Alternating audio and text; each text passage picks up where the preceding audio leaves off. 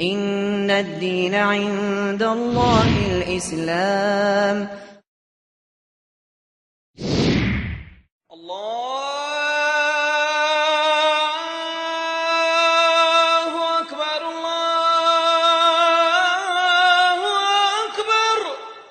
Хвала Аллаху! Свят Он, ни с чем не сравним и возвышен над всем.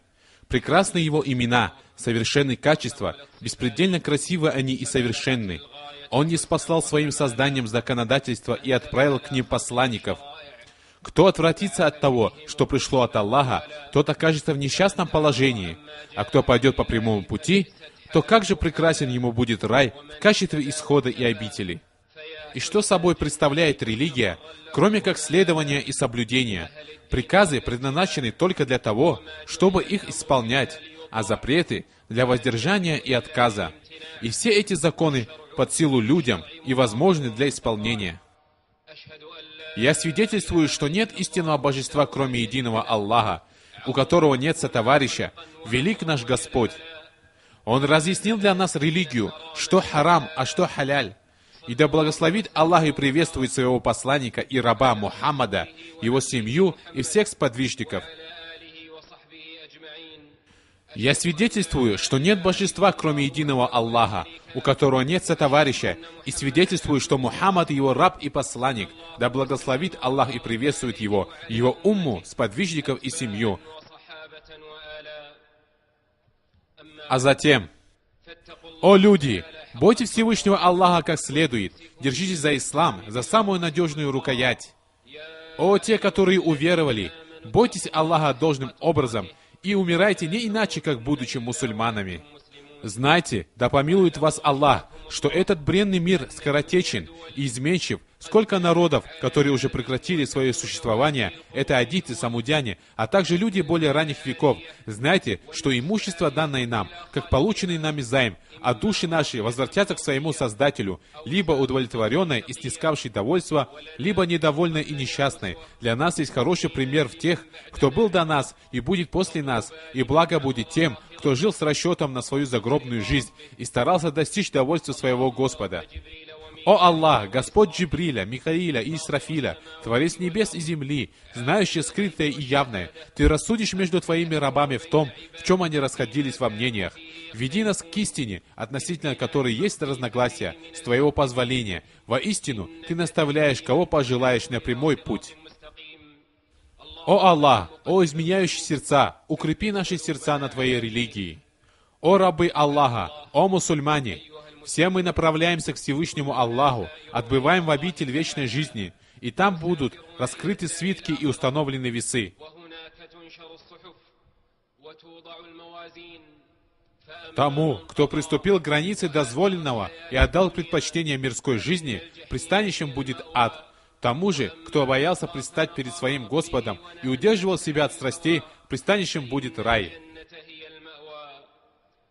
Шариат Аллаха в этом мире ниспослан для того, чтобы вывести людей из-под влияния своих страстей и прихотей, так, чтобы они были покорными лишь Аллаху. В этом заключается суть служения Всевышнему. Это значит подчиниться Ему в Его законах, в Его предопределении, а также это значит стремление познать то, что желает от нас Аллах, для того, чтобы достичь этого, а не для того, чтобы хитрить или искать лазейки из Его установления, ибо цель нашего существования — достижение этого служения Аллаха. Я сотворил джиннов и людей только для того, чтобы они поклонялись мне. Поклонение Всевышнему Аллаху воплощается в единобожие, подчинение Ему, выполнение Его законов, приказов и запретов. Разве может быть повиновение в чем-либо помимо халяля и харама? О мусульмане!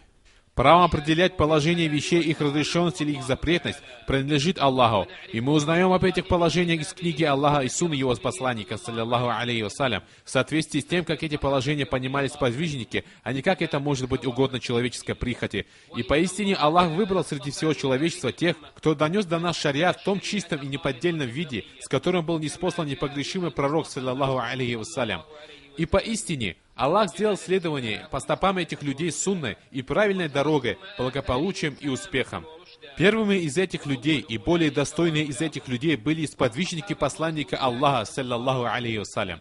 Они были свидетелями ниспосылания Корана, и они знали его толкование. Поэтому они считаются самыми знающими людьми в том, что подразумевается в словах Аллаха и Его посланника. Вслед за сподвижниками следуют знающие, выдающиеся ученые, неуклонно следовавшие сунне.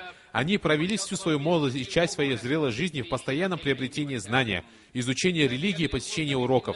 Днем не разгибая колен, а ночью не смыкая десниц, они посвящали свое время учебе, чтению, запоминанию и наизусть и размышлению над полученными знаниями. Все это сопровождалось богобоязненностью, которая охватывала сердца и укрепляла их пыл к учебе, не говоря уже об их путешествиях во все концы земли с целью поиска знаний и глубокого их изучения. И даже после такой серьезной учебы никто из них не берется издавать фетвы по вопросам религии Аллаха, пока сотня других ученых не засвидетельствует, что они достойны этого и компетентны. С помощью этих людей был сохранен шариат, и удержалась религия в неискаженном виде. Именно так религиозное знание прошло сквозь века, полные козни и вражды, подобно тому, как корабль рассекает морские пучины и штормы. И вот, спустя 15 веков, шариат достиг нас в незапятнанном и чистом виде. О рабы Аллаха! В последнее время возникло явление, возвещающее о зле и открывающее двери несчастья. Я говорю о растущем количестве тех, кто нападает на заповедный шариат, нанося ему вред изнутри. Вроде бы, эти люди рассуждают об исламе, и каждый высказывает свое мнение, без имеющего на то должного благочестия, так же, как без сдерживающего страха говорить о религии без знания. Поэтому мы видим, что и в СМИ, и в интернете распространяется из ряда вон выходящее мнение, издаются фетвы о поблажках и религиозных вопросах. В результате этого среди людей возникает путаница и замешательство, обрекающие их на отклонение от правильного понимания религии. Те, кто портит людям их религию, более достойны наказания и запрета, чем те, кто портит людям их мирскую жизнь. Если бы все мнения принимались в расчет, ни религия, ни вероубеждения не были бы прямыми и ясными для людей. Обратите внимание, что и у Иблиса были свое личное мнение, и фараон когда-то думал по-своему, и точно так же у каждого человека есть свое мнение и собственное понимание, и если шариат не будет это контролировать, то людскому заблуждению не будет предела. Шейхуль Ислам Ибн Таймия, рахимахуллах, сказал: «Воистину людей рассудит только ниспосланная книга или откровение с небес. Если бы они обратились к своим страстям, то у каждого было бы свое мнение. Как много людей, обольщенных своим мнением, которые не знают, что они предводители заблуждения, такой человек понесет и свой грех, и грех того, кто последовал за ним вплоть до судного дня». Всевышний Аллах сказал о фараоне и его свите: «Мы сделали их предводителями, которые призывают в огонь». Рабы Аллаха, в водовороте этой борьбы, при огромном числе тех, кто высказывает свои выводы о шариате и свои мнения относительно религии, мы скажем так, как говорили наши предшественники: знание – это религия, так смотрите же, от кого вы берете вашу религию. Помни, что завтра, представ перед Аллахом, тебе не будет прощено твое следование за непонятными личностями, которым нельзя было доверять в их знаниях, религиозности, понимании и благочестии. Но ты брал от них то, с чем согласились твои страсти, и в то же время отбросил слово настоящего ученого, который боится и страшится Аллаха и знает, как следует его бояться, и как ему нужно поклоняться, и как можно достичь его довольства и рая. Воистину, вся религия принадлежит Аллаху, от Него она была ниспослана и к Нему возвратится. Аллах, тот, кому принадлежат создания и повеления, Он судит, как хочет, и рассуждает так, как пожелает. Истина по вопросам, имеющим разногласия, одна. Закон у Аллаха неизменен, как бы ни разнились мнения издающих фетвы. Невозможно избежать адского наказания за нарушение ислама, прикрываясь личностью какого-то муфтия. Для взрослого человека обязательным является изучать и знать, кого он спрашивает о религии, чтобы выйти из зависимости перед людьми, и дабы поступок этого человека соответствовал законам Всевышнего Аллаха, достигая то, что он желает. Ужасно, когда человек имеет целью взять самое легкое из мнений по вопросам, в которых есть разногласия, и спрашивать того, кто не имеет права издавать фетвы. Аллах говорит: если вы не знаете, то спросите обладателей знания. Задавая вопросы неученым, нельзя будет оправдываться, и со взрослого человека не будет снята его ответственность. Воистину, то, что Аллах запретил, не становится дозволенным из-за ошибки ученого или фетвы того, кто себя выдает за ученого. Кто последует за такими облегчениями, поблажками и разрешениями, станет фасиктом, нечестивцем, согласно единогласному мнению ученых.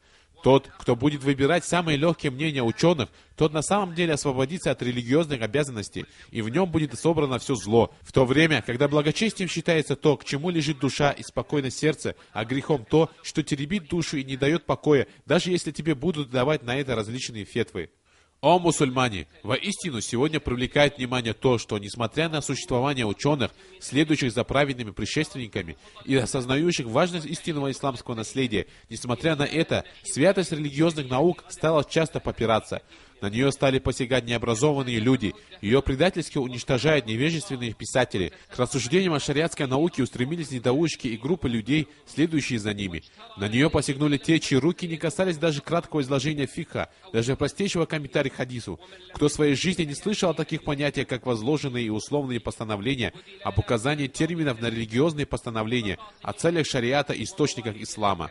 И ты можешь видеть, как кто-то из них руководствуется хадисом, хотя тот является отмененным, или приводит в качестве доказательства слабое предание, выдвигает возражения, хотя ученые уже давным-давно на него ответили. Если бы современный шариатский вопрос представить Абу Бакру, он бы собрал для его решения участников Бадра, одних из самых лучших сподвижников, а если бы о нем были спрошены ученые, то они предпочли промолчать и попросили бы другого алима ответить вместо себя. А сейчас многие шариатские вопросы стали добычей журналистов, привлекательным заголовком для передачи по спутниковому каналу, идеей для карикатуры. Честь многих ученых и их учеников оказалась задетой, превратилась в благоприятную почву для хулы и злословия. Это так понравилось газетам и другим СМИ, что превратилось в никем не порицаемое дело. За ученых и их фетвы принялись те, кто не имеет и малой доли знаний и вероучений. Мы не считаем себя порицателями, знающими обо всем, но, несмотря на это, можем уверенно заявить, что описанные факты – крайне опасные прецеденты, и мы не знаем, чтобы подобные им события случались в предыдущие века существования ислама. Воистину, научные и шариатские вопросы должны изучаться согласно своим правилам. Это должны делать те люди, которые в них разбираются. Человек, не сведущий в шариатских вопросах, недостойный и неподходящий для их обсуждения, подобен тому, кто бросается решать медицинские вопросы при своем невежестве. Шариатская наука в этом плане еще более опасная область, ибо оказывает гораздо большее влияние на людей, чем медицина. Если медицина исправляет только тела, то шариат исправляет религию и веру. И если у того, кто не умеет лечить, отбирает лицензию и накладывает запрет на практику лечения больных, то как быть с тем, кто не знает ни Коран, ни Сунну, ничего не понимает в религии? Имам Ибн Хазм, рахимахуллах, сказал: «Нет ничего более вредного для науки и ученых, чем пришлые в нее посторонние люди, не имеющие к науке никакого отношения. Воистину, они не знают, но считают, что знают, и они творят нечестие, считая, что являются исправителями». Мы живем в такое время, когда мусульмане очень нуждаются в чистоте религии. В наше время умирают большие ученые, а некоторые мусульмане все сильнее отходят от основ религии. И в то же время мы видим, как некоторые мелочные люди то и дело занимаются обвинениями ученых шариата, так что выискивание у них недостатков стало их профессией.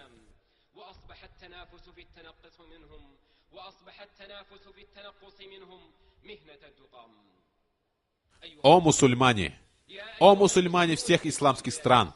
Поистине, поддержка шариатских ученых в наше время, и я подчеркиваю, именно в наше время, является обязательной соответствующей политике шариата, отвечающей интересам этой жизни и следующей. Да, у ученых есть ошибки, их промахи возможны, на их неправильное мнение есть ответ. Но еще больше ошибок бывает у простых людей, когда они самостоятельно пытаются толковать слова прежних ученых, и ты каждый раз убеждаешься в несостоятельности выводов, сделанных не специалистами. Но в любом случае у ученого остается право на уважение к нему, а у знания на его неприкосновенность. Ученые подобны звездам для нашей Земли, по ним люди ориентируются во тьме невежества. Если они восходят, люди идут по правильному пути. Если же их нет, то люди находятся в смятении. Они будут лучшими из тех, кто ступал на земле, будут обладать лучшим уделом, если будут выполнять приказы Аллаха, и худшими, если будут допускать упущения и противоречить законам Аллаха. Ученый разбирает шариатский вопрос на основе знаний и, в итоге, либо ошибается, либо выносит правильное решение. Но ученые говорят истину намного чаще, чем ошибаются, и их успех многократно превышает их промахи. Поэтому для них предназначаются две награды, если они правы, и одна награда ожидает их даже в случае ошибки. И справедливым будет тот, кто простит человеку его немногочисленные ошибки из-за большого количества правоты. Что касается неученого, то он будет грешником, даже если и будет стараться вынести правильное решение, и будет ошибившимся, даже если он окажется прав в разбираемом им вопросе, потому что он не относится к людям, которые имеют право издавать фетвы. Какое отношение он имеет к тому, чего не знает? Зачем он заходит в то, что его не касается? В его случае следует хранить молчание. О люди, не злорадствуйте над вашим врагом или завистником, не бросайтесь в дело, которое вам ничего не даст, кроме разделения, не увеличит ваше понимание, а лишь прибавит расстройство и сумятицу и заполнит ваши души взаимными противоречиями. Оставьте это, закончите разногласия, которые вам запрещено, идите по стопам того, кому дорога была его религия, и огромная ответственность того, кто доверял себя в руки лишь тому, кто, как он считает, приведет его довольству Аллаху и его раю. Фетвы ученых не умирают с их смертью. Довольствуйте тем, чем для себя были довольны наши предшественники. Воистину, они по причине своих знаний молчали, и осознанно, когда надо было давать ответ давали. Они говорили, и тот, кто хотел сказать что-то поменьше, был неудел, а кто хотел что-то побольше, тот сожалел. Остерегайтесь того, от чего вас предостерег ваш пророк, алейхиссаляту вассалям, сказав: «В последнее время в моей умме будут люди, которые будут говорить вам то, о чем не слышали ни вы, ни ваши отцы, так остерегайтесь их». Имам Навави, рахимахуллах, сказал: обучаться можно только у того, кто завершил свою подготовку и пригоден для обучения. Его вероубеждение выяснено, о нем знают люди, и его надежность общеизвестна. Передается также: береги свою религию, воистину, она твоя плоть и кровь. Смотри, от кого ты ее берешь. Возьми ее от тех, кто находится на прямом пути, и не бери от тех, кто отклонился. Ан-Нахай, рахимахуллах, сказал: когда человек хотел что-то взять от другого, он смотрел на его намаз, на его положение, качество. Только после этого решал, брать ли от него. О ученые! Будьте правильными и правдивыми. Если вы отклонитесь направо или налево, то окажетесь в большом заблуждении. Не облекайте истину в ложь и не скрывайте истину, тогда как вы знаете ее. В чем благочестие? Воистину тем, которые продают завет с Аллахом и свои клятвы за ничтожную цену, нет доли последней жизни. Аллах не станет говорить с ними, не посмотрит на них в день воскресения и не очистит их. Им уготованы мучительные страдания. Среди них есть такие, которые искажают Писание своими языками, чтобы вы приняли за Писание то, что не относится к Писанию. Они говорят: это от Аллаха, а ведь это вовсе не от Аллаха. Они сознательно возводят навет на Аллаха. Горе тем, которые пишут Писание собственными руками, а затем говорят: это от Аллаха, чтобы купить за это ничтожную цену. Горе им за то, что написали их руки. Горе им за то, что они приобретают.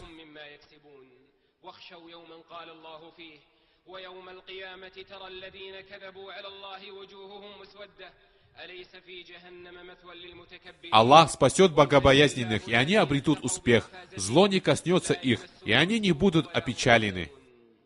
Не все, что известно, следует говорить, и не каждая истина должна быть распространена. Имам Муслим привел хадис со своим иснадом от Ибн Мас'уда, ради Аллаху анху, который сказал: «Не говори людям такое, что если они узнают об этом, для некоторых из них это будет фитной». Это высказывание взято от человека, являющегося источником мудрости, одним из известнейших людей, распространявших шариат, великим факихом. В этих словах содержится урок для каждого ученого и мудрость для любого проповедника, особенно когда во многих душах ослабла религия, а некоторые люди выступают против шариатских текстов. Воистину, ученые не подталкивают людей к смуте, ведь сколько есть людей, которые находятся на краю пропасти. Наша умма сегодня нуждается в укреплении, а не ослаблении, сплочении, а не разделении. В любом случае, наши сердца наполнены довольством тем, что исходит от Аллаха, преданы тому, что достоверно пришло от посланника Аллаха, саллаллаху алейхи вассалям. Мы не склоняем головы и не ищем оправданий для уловок. Сколько было за всю историю ислама недовольных, но религия осталась распространенной, очевидной и явной. Испытания предписаны всем созданиям, и счастлив тот, кто проявил твердость. Аллах говорит: «О мой народ, мирская жизнь – не что иное, как предмет пользования, а последняя жизнь является обителью пребывания». О Аллах, смягчи наши сердца к Твоему откровению, укроти наши тела для следования Твоему закону, даруй нашим душам хлад убежденности, что сделает нашу жизнь спокойной и от кривизны сомнений защищенной, и сделай рай нашим исходом и место возвращения.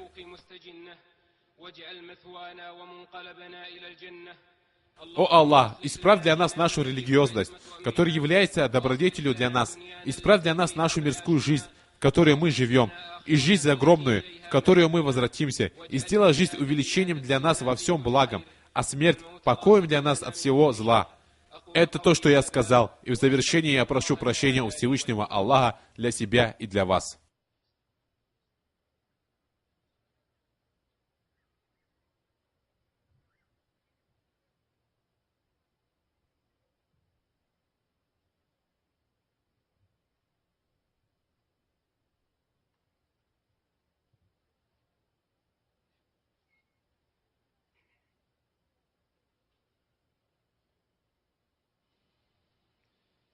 Хвала Аллаху, Господу миров!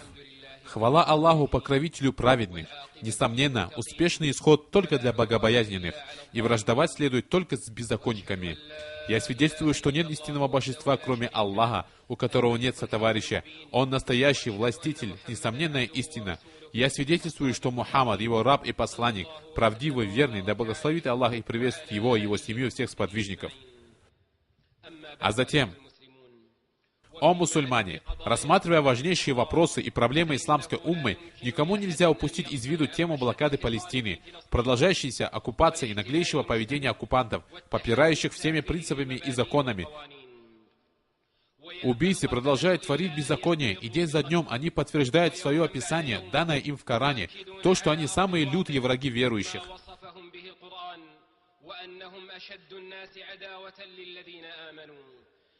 Вот корабли флотилии свободы, направляющиеся в Газу, захватываются в плен, а жизни несущих надежду для жителей Газы отнимаются. И вот ты видишь разбросанные тут и там лекарства и детские игрушки на кораблях, как будто для людей Газы лечиться стало запретным, а играть детям Газы в куклы и машины, как это делают остальные дети, стало преступлением.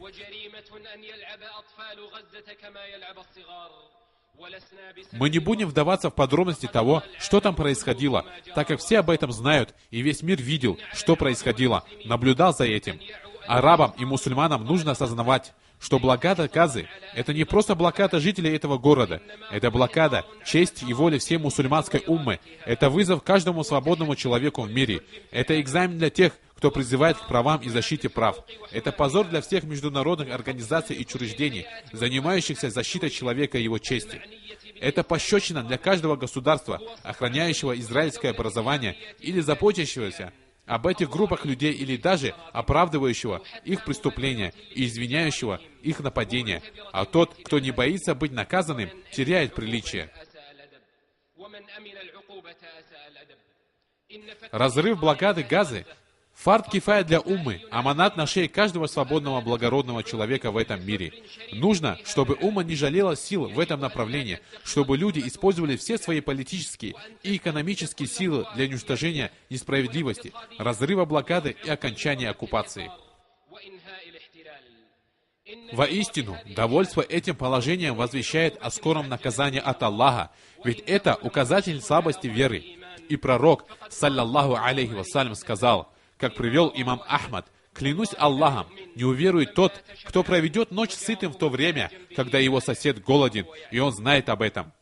Насилие, причиняемое целым народом, репрессии, непрерывные, сменяющиеся друг за другом, угнетение — все это не может длиться долго, и такие вещи быстрее всего возвращаются к притеснителю. И тому же были примеры, а в истории есть назидания и знамения. Воистину, продолжительность этого положения разжигает ненависть между народами, убивает все призывы к миру и сближению, вредит любого рода деятельности, предвещающей благие намерения этих общин. Невозможно испытывать счастье, пользуясь достижениями цивилизации, и наслаждаться комфортом в то время, когда стучит барабанный бой войны, течет кровь невинных, а их земля разрывается и оскверняется. Народы земли ощущают дискриминацию, а сильные страны мира помогают агрессору в его несправедливости, осуждая жертву, захлебывающуюся в собственной крови.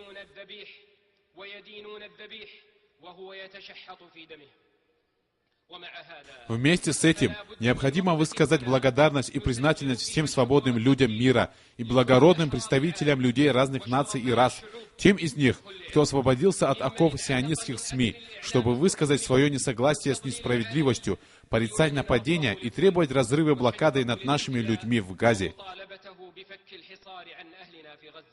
Это возвещает добро, и, возможно, это начало пробуждения народов, которые не знали о несправедливости, длившейся длительную ночь, полную зла, тьма, которая продолжала усиливаться, но после сильной темноты наступает утро.